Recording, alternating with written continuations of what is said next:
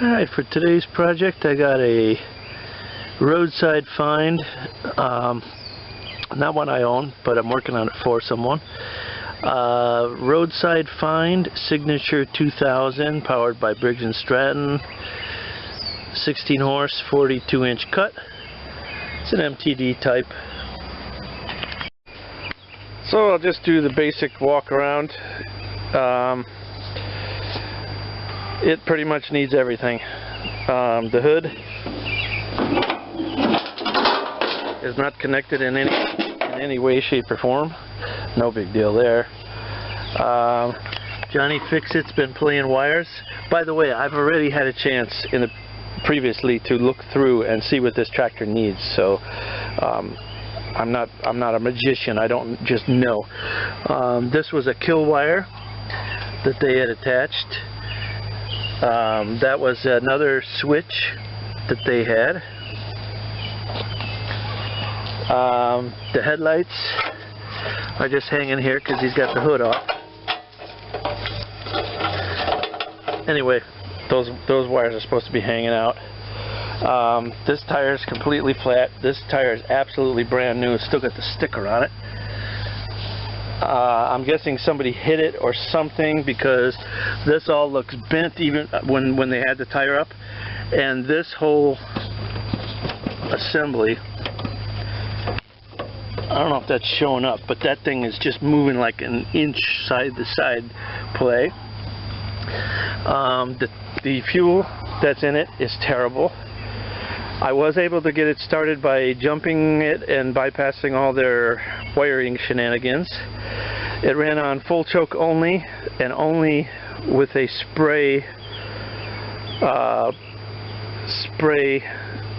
carburetor spray to get it going. It will not run any other way.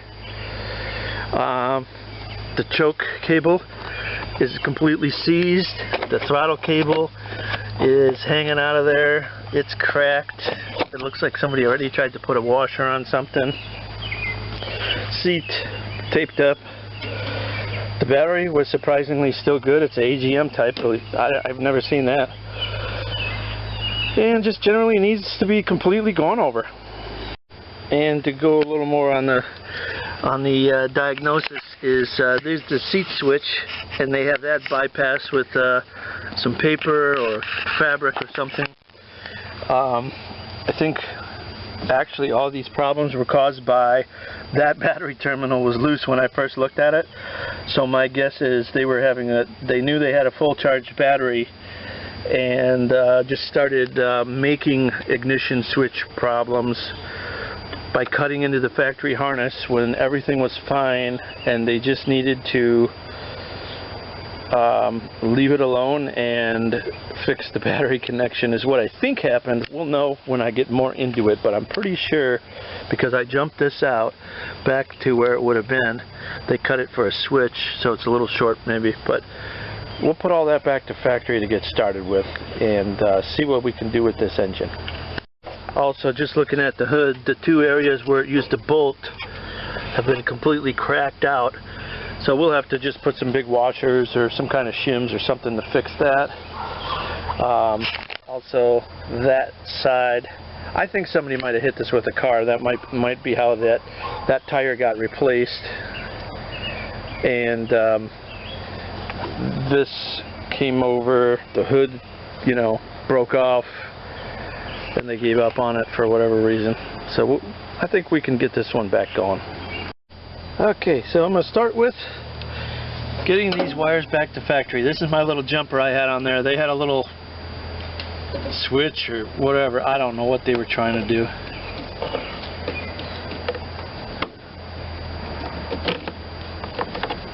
I'm going to just pull this off to make it easy. And actually, let me see if it'll make it. By the way, this is very rusty. That could also have been their issue. I'm going to probably have to take that key switch and file the little spade lugs. Looks like that might not have been making the connection for them either. Let's see, if I put that back together like that, will it reach?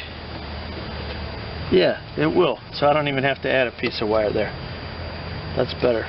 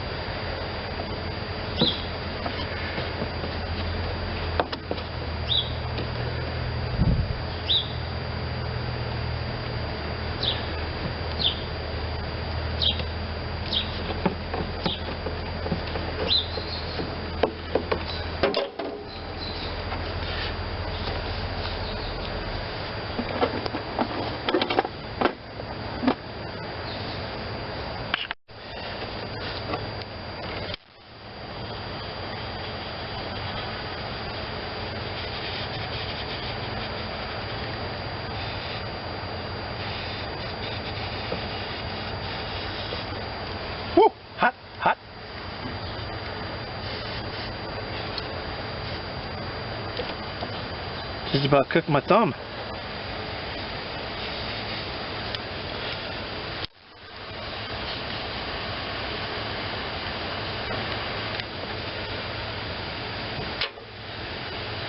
And while that one's cooling down, let's get this second one prepped up. Let me make sure I got you in the shot there. Not quite.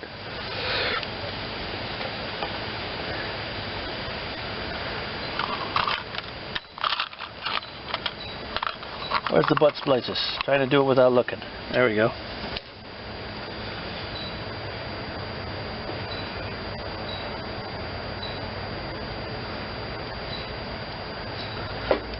This is just the kill wire that goes up to the magneto, I think.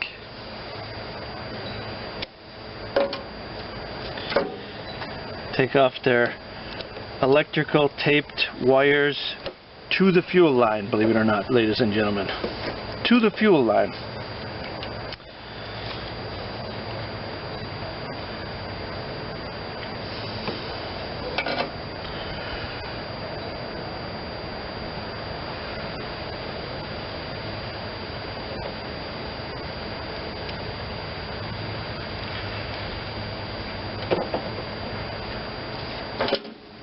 And now I'll use flame by the same fuel line. I just ridiculed them from doing something foolish.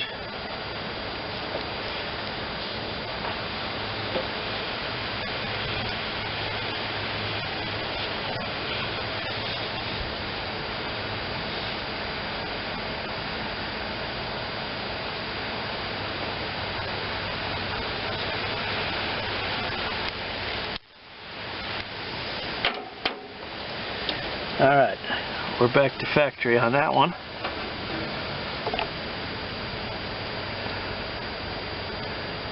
Just found this wire hanging. What would that be? I'll have to figure that one out. Can't be the headlights, because the headlights were the other one. Don't know. We'll figure it out. Okay, I found the matching plug on the motor. So this is going to be your lights and power for the lights and power for the battery to recharge.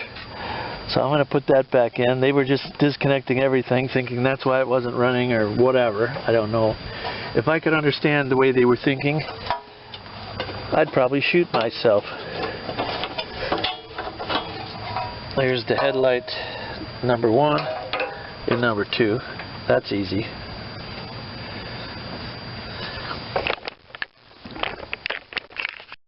Alright, I've got you mounted up on the dash there. I just want to take that ignition switch all the way out so I can clean it properly. Get the key out of there. There we go. These come right out. Just take them out. You could clean it in there, but it takes you 2 seconds. And same thing with the hood. Just take it off. If you're doing anything, just take it off. It takes just a minute.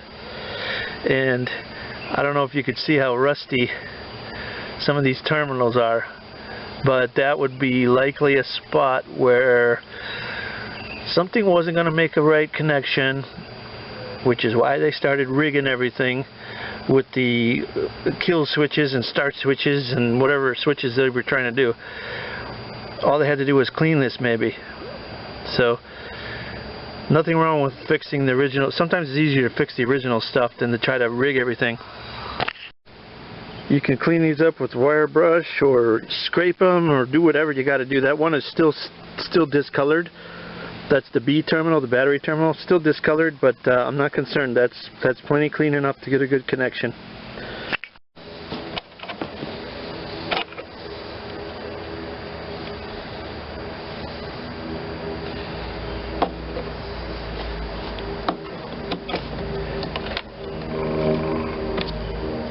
And these are keyed which way it goes. It has a flat on the bottom, so you can't get it upside down. Not that it really matters, it's just a half-turn key anyway.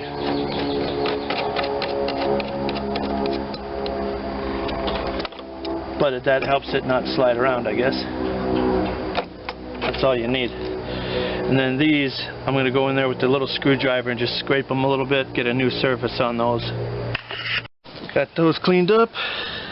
Let's put this back up. Yeah, those wires are plenty long enough, even though it's shorter than it used to be. Good. Okay, now sitting on the seat, I just want to see. Yeah, that didn't verify ignition power, but it turns over, and so we're halfway there. Now, because it's been out of my hand since the last time I saw this, let's start with the basics again. Oil is dark but full.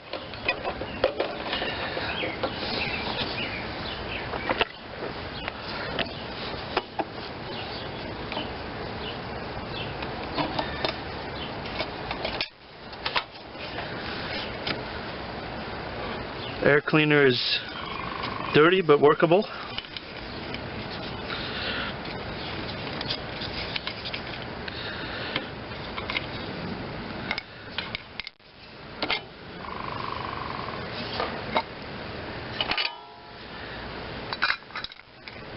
And then now that I've put the wire back, I just want to put some carb cleaner, get this to fire, just to verify the ignition is good and that the electric is good, so we can move on to other things.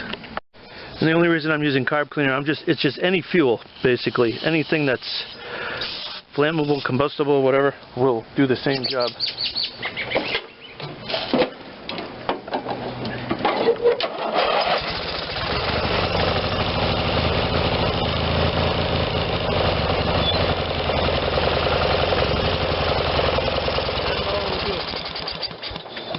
It'll run on choke, and didn't even like doing that. So I did order a new carburetor. I'm not even going to play around with this. I'm hoping it's going to fit, and we'll just change the carburetor and make this a quick video instead of rebuild the carburetor, which I do in almost every video. Start with the carburetor. It's a good idea to have your choke plate closed while you're removing these screws. Mine, I have no choice because the control cable is completely seized. Oh wow! And I'm going to need to use the hex on those. Those are in there. 3/16. I don't think I've ever used that socket. Oh, 5/16. Sorry. Get a little extension on that. I can get straight up and down on it. Hope I don't snap it. If I do, it's the old carb.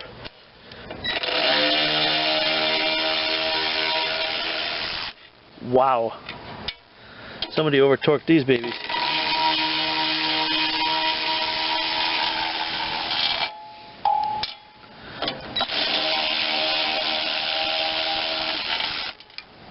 Yeah, that one would have fallen in. And then we should have this grommet here. You just got to push it in, let it fall through the bottom. That's your PCV. Creates some draft for the crankcase ventilation. And the carburetor's right there. They couldn't make that one easier to get at, I don't think. Start by getting rid of the fuel line.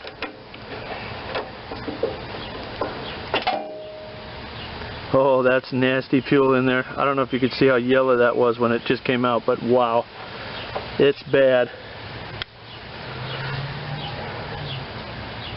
This is the pulse line. Comes from the crankcase and makes pulses. This tank actually would almost gravity feed, but not when it's empty. So this is needed to suck the fuel in to the carburetor.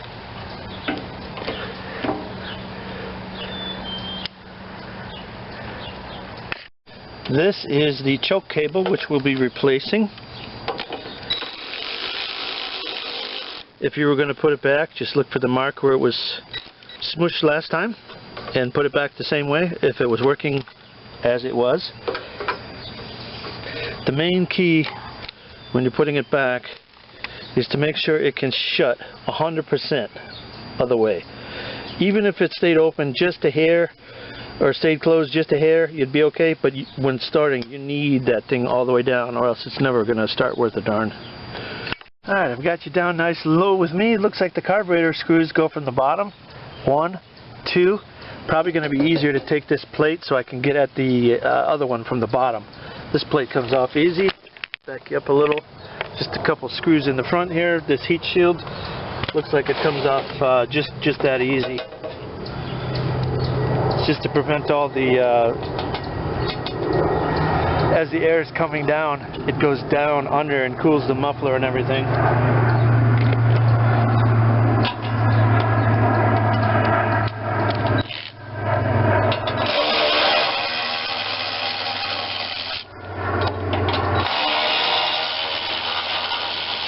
You could get away with not having to do this, but I find this just so much easier. Maybe if I can get underneath from the bottom, zip, zip, maybe like that. Let's see if it works.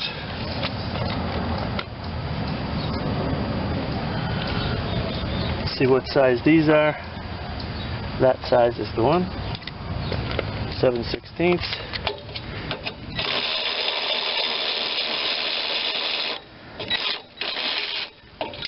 Would there be any way the back one would come out so easy? Not with that extension. Bring it back when I get the right tools. Will this work?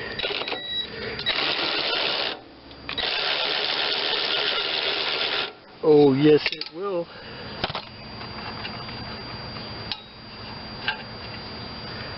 Now just watch how the linkages are set up. You shouldn't have a problem.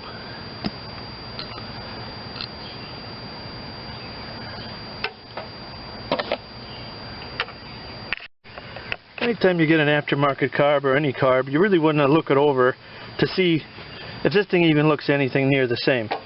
So let's look when it's closed. That lever's in the back position. When it's closed, that lever's in the back position. Going this way opens it. Okay. We have a boss where that choke cable goes. Here's the thing we loosened. Our choke cable is in the same spot. We're looking good so far. Definitely a different location on the fuel inlet. This one's more in the fuel pump housing, and this one's more in the carburetor body, a little farther over. Diameter looks good. Bolt pattern looks right. The pulse thing, this one's a little higher, that one's a little lower, no difference. Throttle, hold to bottom left, okay. So I think we might have a winner here as far as something that might fit. Backed up to our engine. So this piece already has a gasket on it in good condition, that was there. It self-centers itself, which is nice. It's got a little recess there. So that's good. Whenever you're fitting your gasket, there may be more than one way it can go, and you do not want to block off part of the passage, of course. And then let's just see if we can get this throttle cable in there. Sure can. And how do I get it to go down now? There we go. I don't know why I was holding it like that. No, it wants to do that. Something's going on weird here.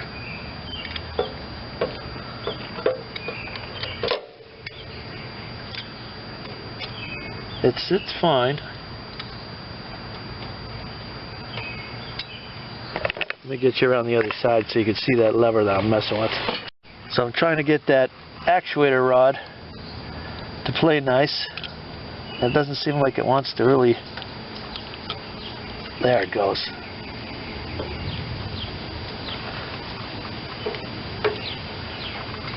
Now, I'm hitting something with that carburetor, I think. Am I hitting this? Let me try this by itself.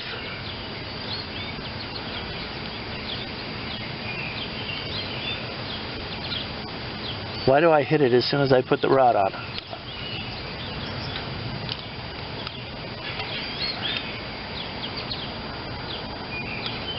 I don't know. Let me just try to get these lined up and let's see where we're at here. Get it through the gasket first.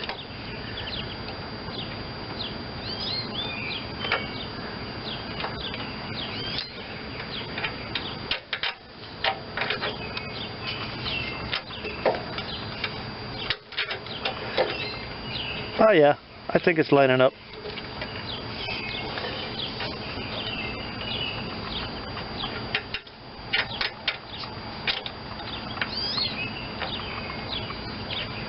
Yep, no problem. Rod's still in? Good. I'll tighten those bolts up, bring you back. While I'm at it, I'm just making sure that intake seems to be bolted on tightly, that I don't need to get some bolts while I'm in here. Everything looks fine. Actually, while I was looking over that carburetor, I realize now this is the pulse and this is the fuel inlet, so there'll be no problems with anything fitting. The pulse goes there. The fuel I'm not putting on yet because I need to completely flush this fuel system before I put it in my brand new carburetor. So let me get you inside that fuel tank and you can see what I'm seeing. It's dark, it's nasty, there's not a lot of it, but it's got to come out of there. Normally I might just replace the lines themselves, but these are just suction lines. There isn't any pressure in there at all, ever. So I'm not so concerned about the condition of them. But what I'm going to do is loosen these two clamps, let that gravity feed from here into my little container. Or better yet, I don't need to take these off. I'll disconnect it here and just put this part down into my container, and then I'll be able to change my filter, which their filter's on there backwards anyway.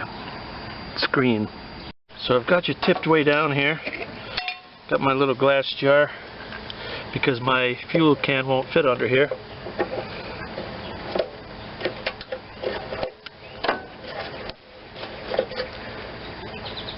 Take it out of whatever side it wants to come out of, or both, because I'm going to be changing the screen anyway.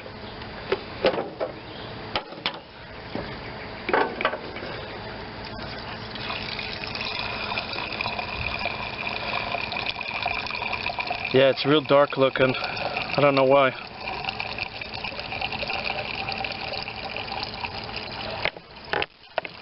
I'll show you this can in a minute.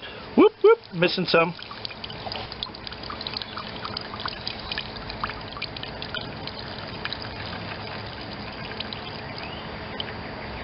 Pretty sorry looking.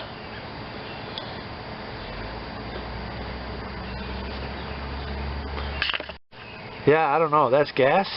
That's supposed to be just regular gas. I don't know what that is. Pretty nasty. Maybe it's just old, but it usually doesn't look like that. See if I can get that old filter off without popping myself in the nose. Apparently not.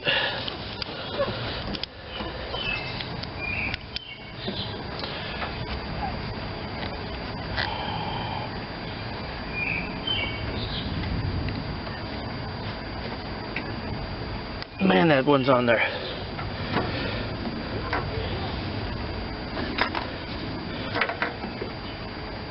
I don't have my little hose pliers right handy, but I should. Alright, got the old one off. Here we go.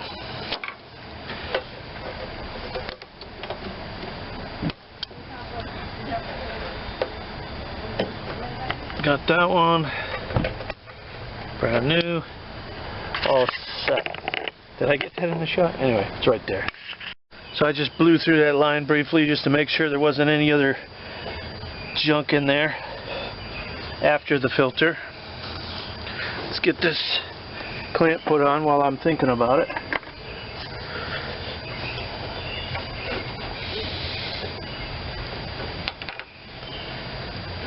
Good. Didn't know if I said it, but off camera I have tightened down the carburetor. Now that those are tightened down, I think I'm good to put this back how it was, which actually was this way.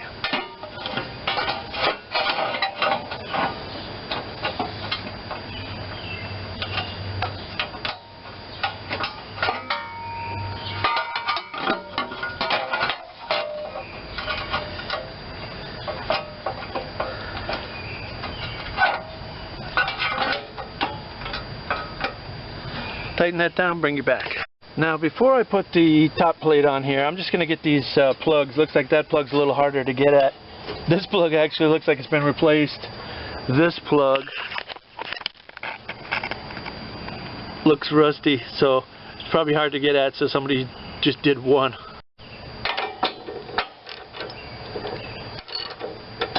That wasn't even tight all the way. Probably wasn't getting full compression. You could see it was blowing by. There's the black on top on the area that's not supposed to be seeing any compression. Cylinder's a little oil soaked, and they've got that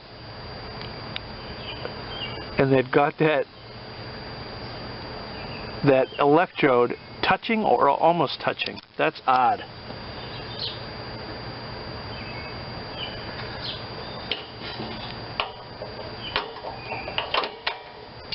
That one's also loose. Also was blowing by. But it looks normal and open. Two completely different era plugs. One's shiny, one's not. One's closed up and one's normal. Somebody's been playing around. Two new plugs going in. No need to watch me. Spark wire back on. Spark wire go back on. Coil wire, however you call them. I'm just going to put this over so we don't get into any of the linkages. I'm going to put it over that. I think we'll be okay there.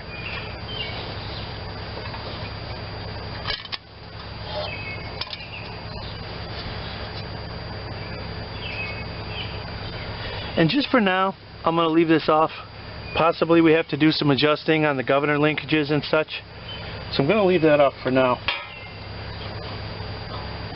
But what I am going to do is put the new choke cable on next. I had fully intended to replace the choke cable on this because it was stupid sticky. But at least when it's straightened out like it is right now, it is able to move. So I'm going to put a little oil down there, even though it's plastic on plastic, and see if when we rebend this part down, if it still goes. I'm going to leave that one. If not, I have to reorder. Somehow I ended up with the wrong part. I actually got lucky that time. I pulled it out. I put the fluid in there, and it came all the way out at the end. And when I tipped that down, it started dripping all the way through. So we're going to be able to save it, I think, even when it's bent. So I think we got lucky this time because I do not have that part. Alright, and as far as which hole it was in the bottom hole. So we'll guess that the bottom hole will also work on this one. I'll have to borrow the bolt and washer from the other carb, the original.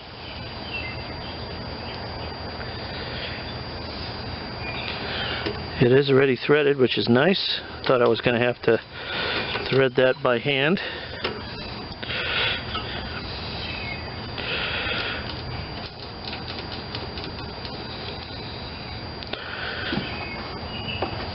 Let's see when I tighten that up. Will it work from the operator station? No, it is not happy. It is not happy at all when it gets this bend put back in it. Let me try to rearrange the bend a little bit. No chance, ladies and gentlemen. Or do I have this all the way in, not out? Let's find out.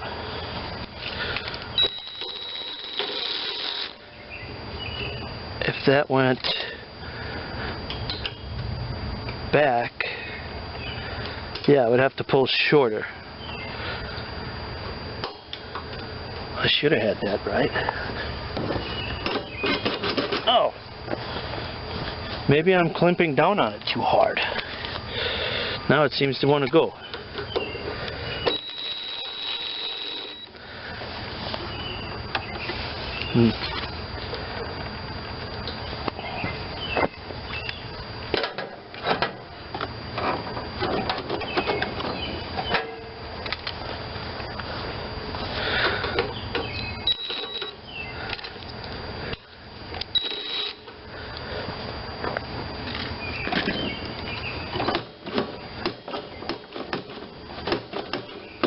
it ain't happy about it. I'm going to do a little adjusting here and figure out why this is binding so bad. Okay, the choke cable is not perfect. It goes, but it's not completely happy about it. But it's the one I've got, so that's the one we're running. Alright, now to the next step. Alright, cold start, empty carburetor bowl, no prime, empty fuel lines. Probably going to crank a while before we really get fuel up there. But let's do it. And I have not messed with this throttle cable yet, so we'll just see what happens.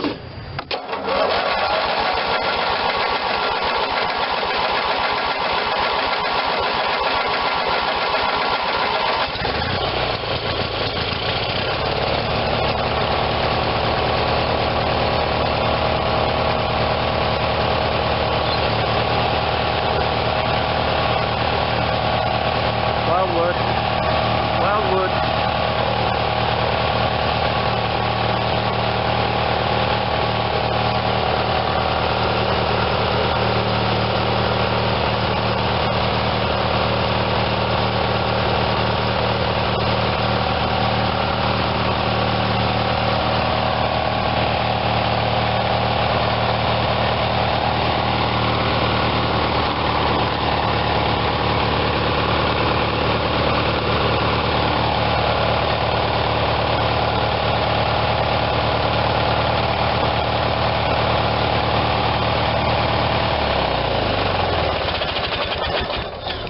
Nice. That's a sweet running Briggs and Stratton right there. That carb fired right up. No playing around. Nothing to do with it. Now what I got to do is get that throttle assembly working properly. I have the new handle, and you could replace it separately from the cable, which, although has a nick down to the core, should still work. Seems like the problem is all up in the handle here, because now it's pushed all the way through and it's broken and not moving, and yeah, whatever, we'll fix it. So I just want to get all the throttle stuff ready and the adjustments in case I have to adjust the maximum speed, idle speed, whatever. I'm leaving that top plate off for now up there. Let's see what this is holding, what mystery this is holding together. Not too much. Don't know what that is. This whole thing is just broken, and so I've got this replacement one. Of course, it's plastic handle, no metal, but hopefully it says it's the one to do it, so let's try it. Get you zoomed out just a little there so I don't lose you.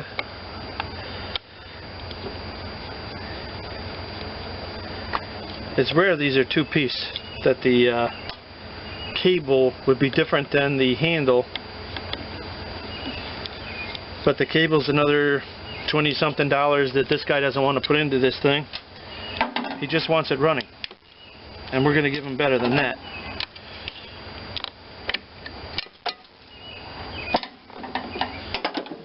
Just kind of watch how that's in there.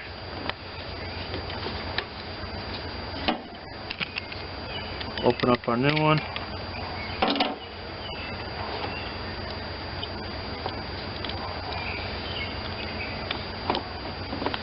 This ring goes right in a groove there. Whoop. I was doing really great until that just happened.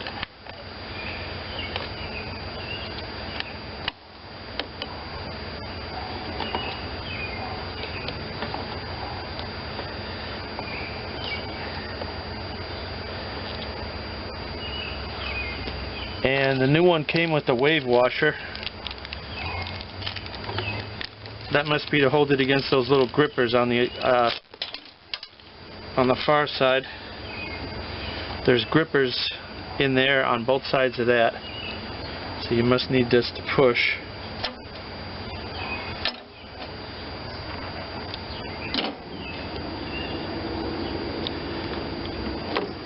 Now you got to hold everything level, flat. Get that in its groove.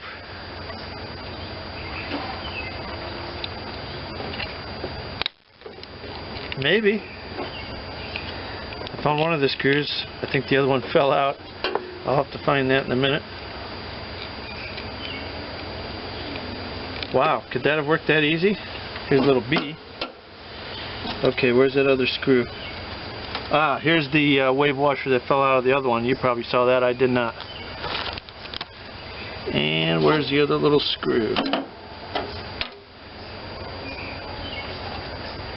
We'll use one from the old one. How about that?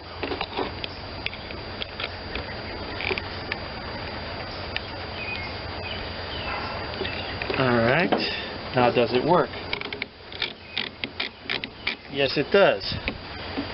And this looks like it only had one screw ever, which this one was completely broken off.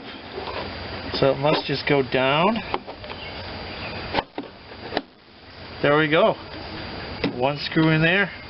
We're home free.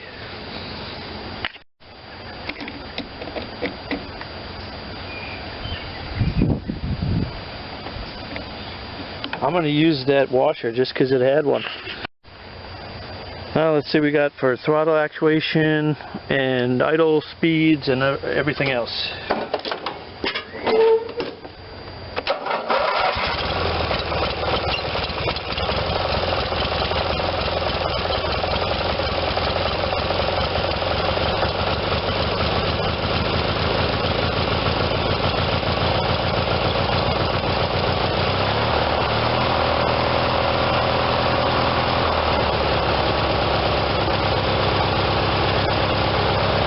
Got good low speed.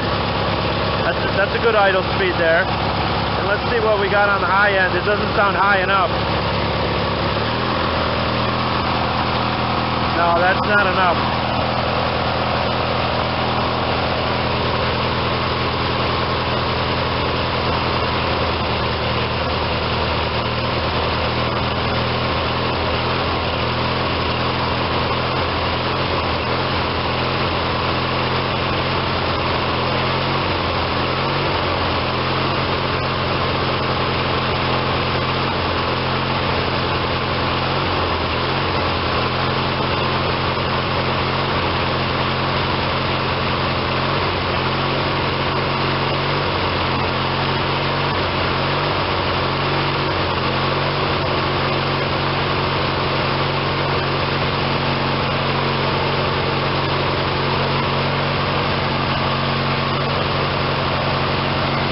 Pretty good, but I'd like to see it up a little higher. I'm going to have to figure this out.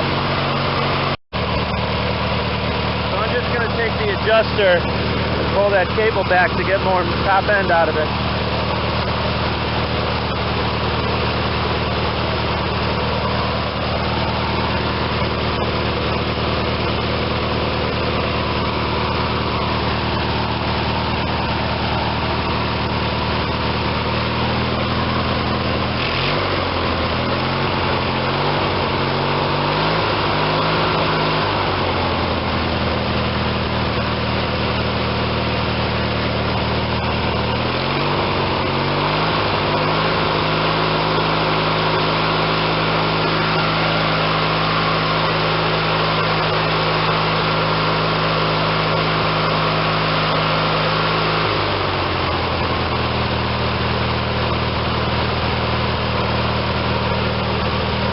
I'm going to lower that idle just a little.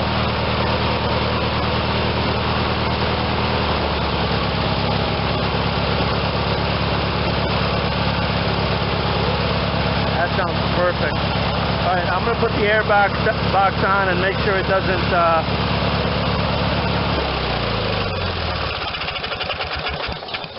I'm going to put the air box on. Sometimes that messes with the mix a little bit.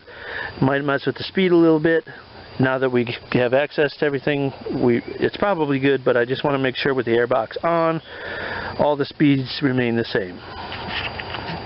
Because restricting through the air filter could make a difference. Alright, let's get ready to put the air filter base on.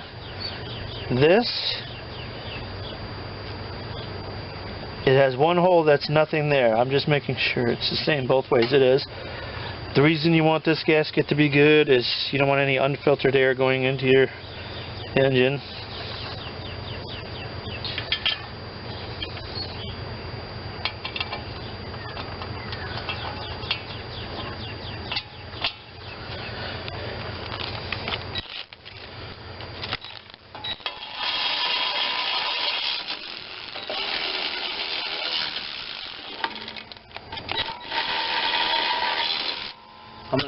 tighten those in a minute, but this, you push up through, and about a 1/16 of an inch down is a ridge, and that holds it. There's a ring cut out in it that fits, and I'm picking up grass with my tools. There's a ring cut out in it, and that holds it perfectly. Never come loose. There.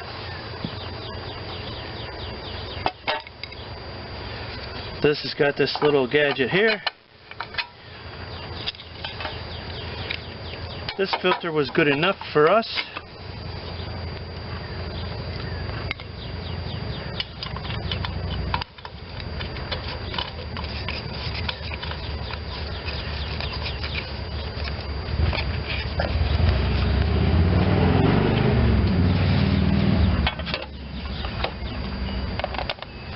And what I want to do is just double check my RPMs and my idle, make sure everything's still good with the air filter on. Sometimes the restriction of the air filter can change things, you know, not usually by a lot, but let's just see where we're at, see how it sounds.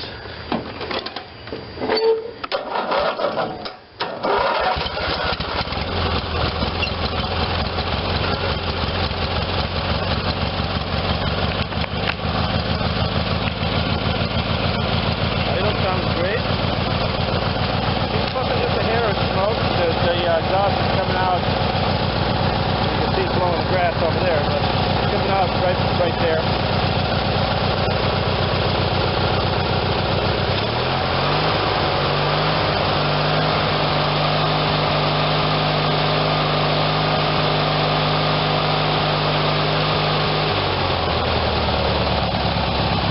Sounds great.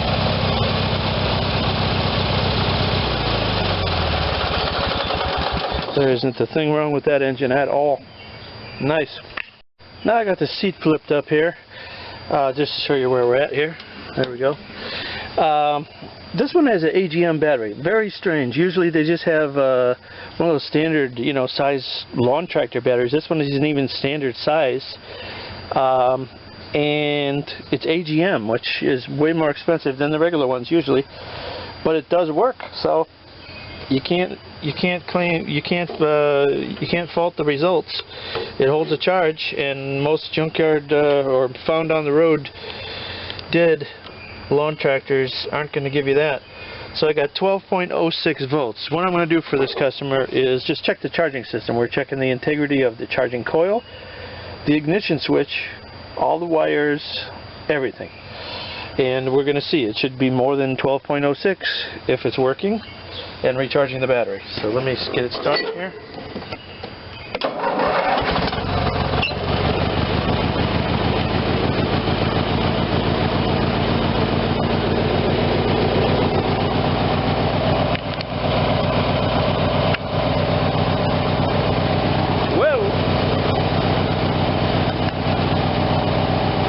Tied up on my tripod here. There we go. Let's try that again.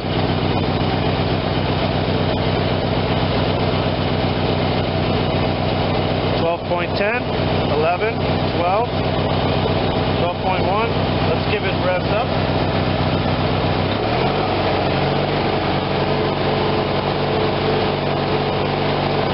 .21, 22. So 12.2. So it's going up. So it is charging the battery.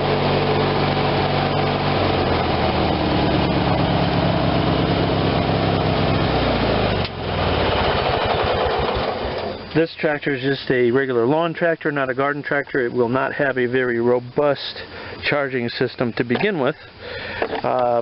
You know, an amp, maybe a couple amps. I don't even know if it'd be that much. Just enough to keep the battery topped up. The lights are actually run off the other wire, which runs directly off the coil. So they are not, they do not draw off the battery. So all you need to do is just top it up for the next time you turn the key. So that works fine. So again, I was told just to get it running, but I'm of course going to go farther than that because I already have it here, and you know, what it needs is not so extensive that we can't make it good. I'm going to first air up that tire. Front left tire is flatter than a pancake. That one's brand new. Other ones hold air fine. And then I'm going to try out the blades and things like that now that we got the engine where we can use it reliably.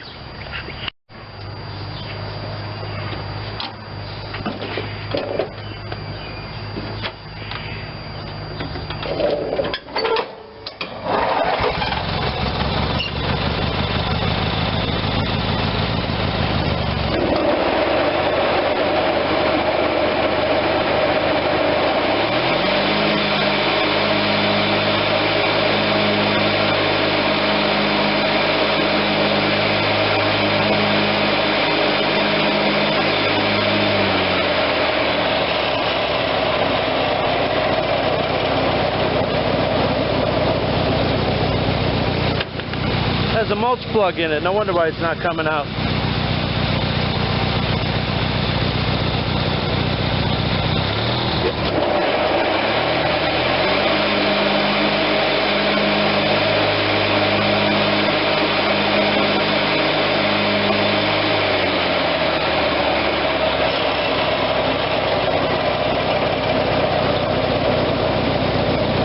Blades seem to run smooth, no vibration there. Going to move it back and forth a few times and let's see what it does.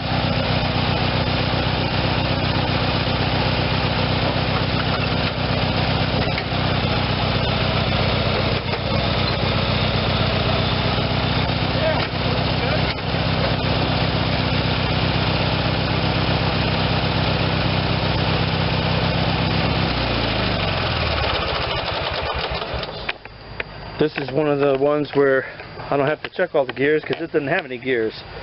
It's actually belt.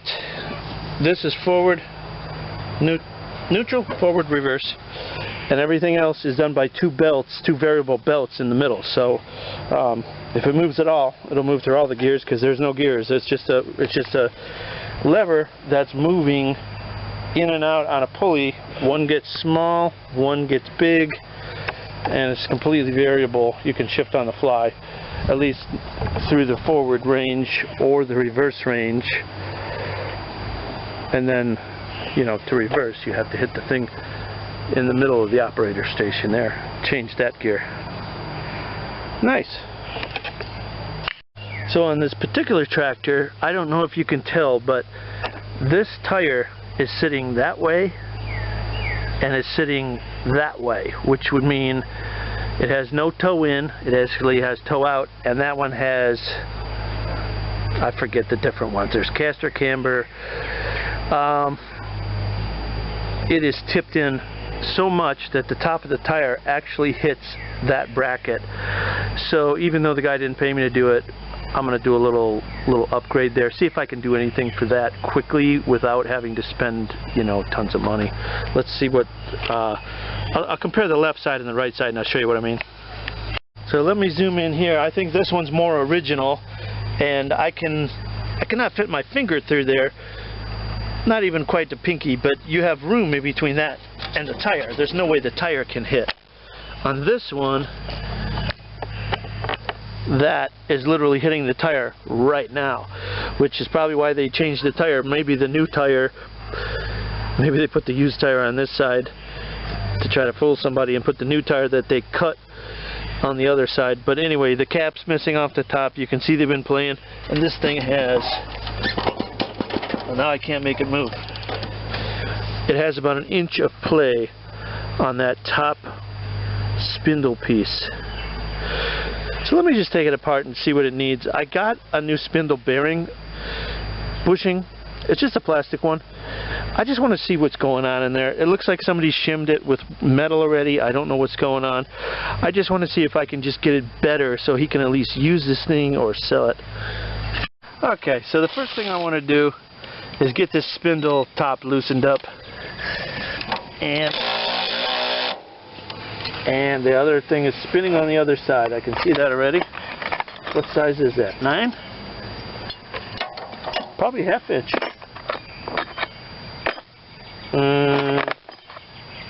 Maybe? It's 1/2.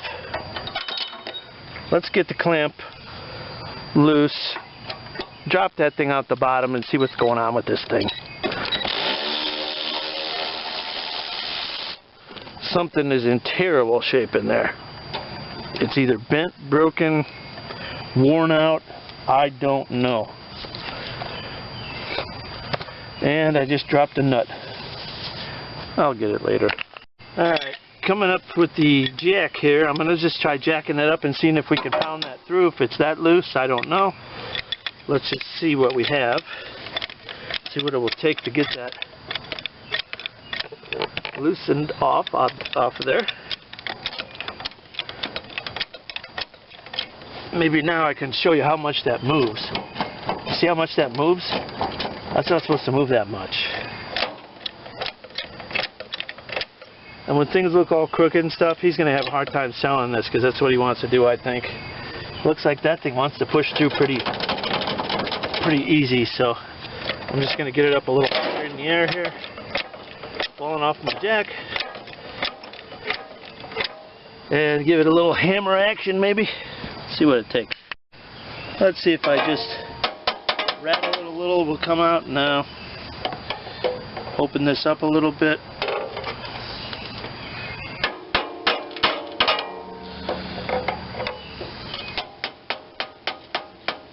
She's falling through.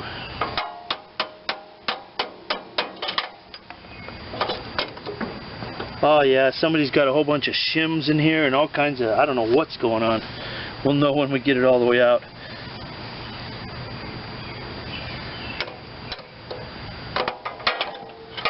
There we go. What in the devil is this? I'm gonna get you close.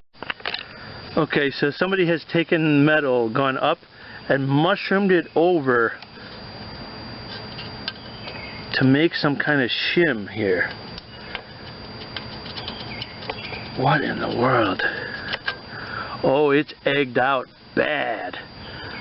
Real bad. Oh dear. No wonder why. Okay, so this hole is egged out real bad. Somebody put this in there to try to mitigate their issue. I had already bought one of these. This one was in there. I had already bought one, but the thing is, this would have to stay all the way over to the side in order to make it work. There's nothing gonna support that, and by going in the center, all you're doing is pushing it over to the center of the egged out area. So it has a good washer, it has a good bushing there, it has a good bushing there. Really the only fix here is to weld metal on the back side. I'll have to let that fully cool. Put the original bushing not over there, but over there. As far as what I'm doing as far as welding, I'm just MIG welding. I'm just going a little bit, and then I'm going a little bit more. Just building it up slowly so it doesn't all drip down and start everything inside that axle on fire. My goal is to go just enough that this original plastic bushing can fit in there without me having to drill it. And I think we're almost there. I've got to work on the roundness, eccentricity, I think they call it. I'm touching there, but I'm not touching back there, so I want to give it as much support as possible. Alright, got that where I wanted it, got the bushing put in. Now let's reassemble the shaft and let's check the toe in and toe out, and I think we're good. Up here where you can see me. Let's get it in that first bushing. Second bushing. Oh, unbelievable, folks.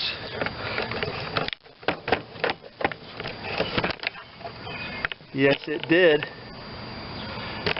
Yes, it did. Oh, I forgot the middle piece, though. They had this middle piece in here. This must hold the spacing proper and prevent it from rusting. Okay. Good, good.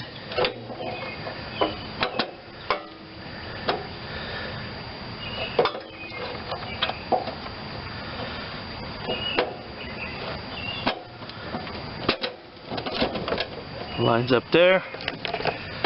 Whoop, sorry about the earthquake. Nice. Nice.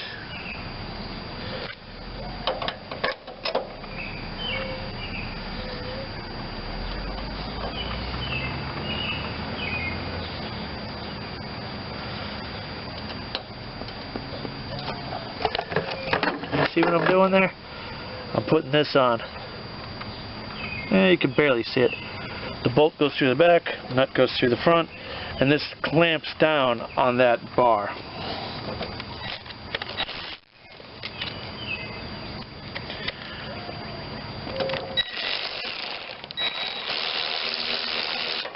And it's spinning just like before. Big surprise. Did I say ½ inch? I think so. Nice. Okay, now in and out. No movement. But look at this tire. It's all over the place. Now I got to figure out what's going on with that too. A cotter key is holding it. But why?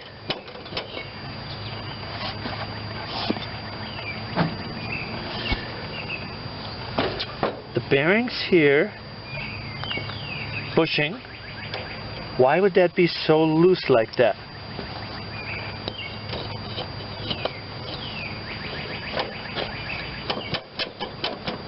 Those bushings are worn that bad, that's why.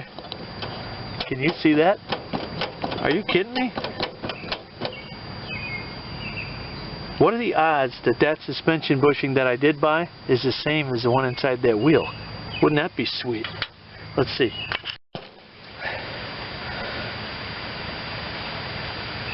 This one's shimmed too! With their metal! Are you kidding me? It is! That's metal wrapped around the plastic. This, wow, because that wheel is hogged out. That's why. These are the right bushings for this wheel. They fit right in there. Now this one's gonna fight me a little inside there, I think. But they are ruined. Yeah, they go on there just fine. And there's a little spring loaded here. That's different. Let me see if I can get this one to pound in. Yeah, it'll go in. And this one from the outside. Yeah, this is hogged out. This rim is damaged. That's why they've tried to shim it. And if I hit this one, it's going to knock the other one back. So I would have to shave a little bit off of here because it's just plastic. Yeah, these are worn. Yeah, somebody's tried to shim this wheel too with the same metal. Actually, that works. I'm going to leave it. I'll put the new shim on the inside.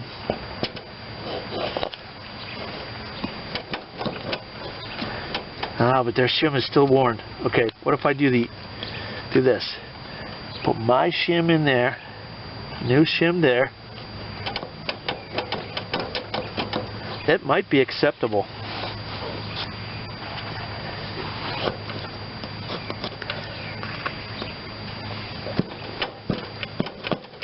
Ah, it won't go in. It won't go all the way in.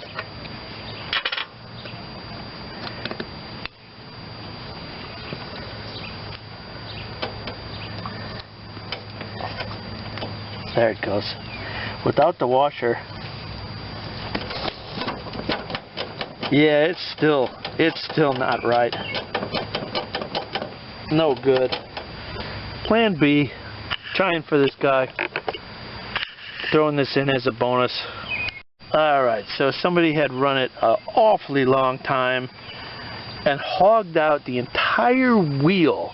The bushing was obviously missing for a long time. Hogged out the entire wheel enough that they had to have this and the regular bushing, and it still wobbled.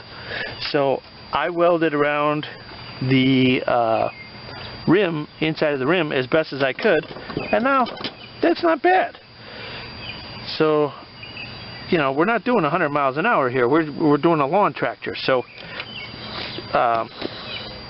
I think this is going to work perfect. So I still got it up in the air from working on it, and I'm going to let it down. I'm going to look at it. If it looks pretty close, I'm going to leave it alone. I'm not even going to measure. But basically, if you were to measure it from the inside to the inside of the tire, that measurement should be shorter. There should be a slight amount of toe in. Both tires should be pointing towards each other a little bit, just a hair. The back should be a longer measurement than the front. So if it looks close, I'm just going to leave it, because probably nobody messed with the adjustment that goes from side to side. Or maybe they have.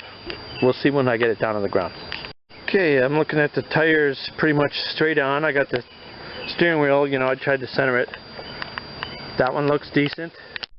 That one looks decent. I'm leaving the adjustment right where it was, because it's probably not been tampered with. And now we could see we have our proper, not quite finger, but we're not going to pop the tire on the side of the steering linkage there. Alright, so we got the engine running with a good clean fuel system. Oil still could use an oil change. I'll see what the owner wants to do about that.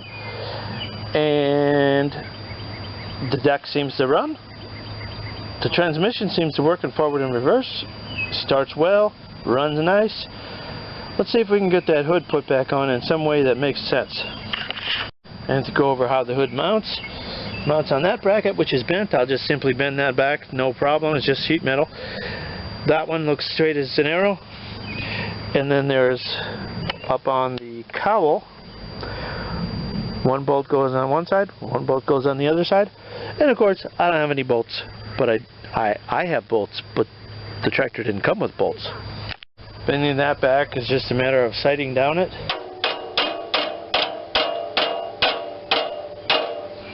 That should be about right where it started. Alright, let's see what we can do here. I'm going to get those rods up top there.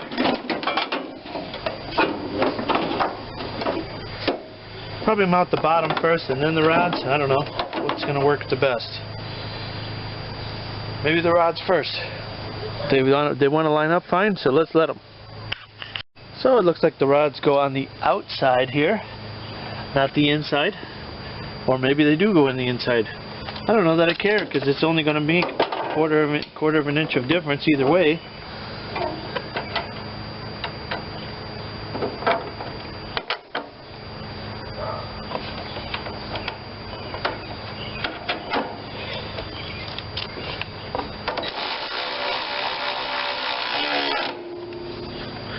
That's one. Bring you around the other side. Got you a little crooked there, but it'll only be for a second. Should go on fairly quick. And it was on the outside. I can see the dirt mark on this one of where it once resided.